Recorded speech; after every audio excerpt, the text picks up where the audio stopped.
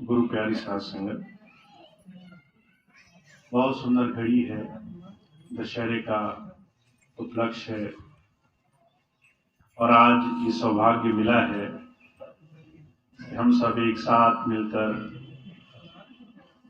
उस प्रभु धारा को, सदगुरु को आज के दिन याद कर रहे हैं। ऐसा सुंदर समय, शुभ घड़ी जब भी किसी के जीवन में आए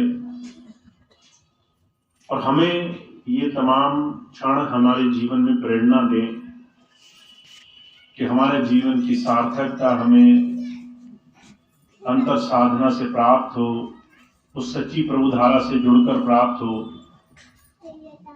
तो उससे सुंदर क्षण, उससे सुंदर घड़ी हमें कुछ और नहीं हो सकती। अभी बड़ी सुंदर बात बाबूजी ने कही और उसमें एक लाइन बहुत ही खास जो उन्होंने बताई कि बिना अभिमान के चूर हुए हमारे जीवन में हमें उस प्रभु की प्राप्ति नहीं हो सकती है।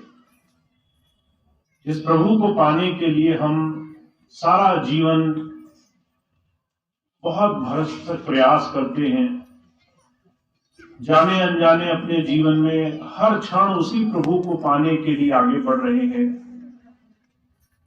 उसको पाना बहुत ही सूक्ष्म, बहुत ही महीन विषय है। बाहर से अगर परमात्मा बड़े बड़े जप तप, नियम, संयम, पूजा पाठ करने से मिल जाता तो ये संसार कब तक खाली हो गया होता। लोगों ने इतनी पूजाएं करी, लोगों ने इतने संसार में जब तक नियम संयम करे हैं कि सिर्फ उस पूजा के माध्यम से परमात्मा मिलना होता तो कब का मिल गया होता।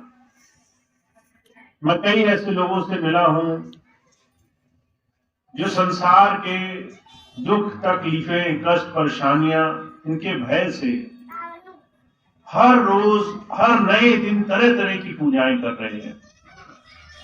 और भय ये है कि कोई पूजा छूट ना जाए, कोई देवी देवता नाराज ना हो जाए, कहीं कोई साधन हमारा किसी इष्ट रूप, चाहे उसे देवी माने, देवता माने, उसके अनादर में ना हो जाए। तो हम तरह तरह के साधनों में सारा जीवन बहुत मेहनत करते हैं। मुझे एक ऐसी बहन मिली जिसको बहुत मुश्किल से संतान की प्राप्ति हुई। बच्चे बचपन में बीमार रहते थे, मन में भय बैठ गया। किसी ने कहा बच्चे बहुत कमजोर हैं, इसके लिए तुम्हें कुछ जतन करना पड़ेगा। पूजा पाठ बता दी, तरह तरह के बड़ी बड़ी यात्राएं। जितने पूजा पाठ के स्थल आपने देखा होगा करीब नहीं होते।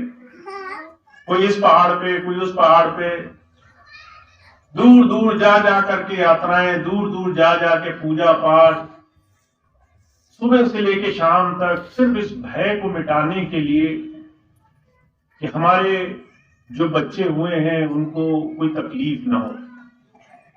और उसके बाद भी जो होना है, जो जीवन में सुख दुख लिखा है, जो प्रारब्ध का भोग है, कभी हमारे जीवन में अच्छा होगा, कभी हमारे जीवन में बुरा होगा। और ये दोनों ही चीजें अपने समय के अनुसार आती जाती रहेंगी।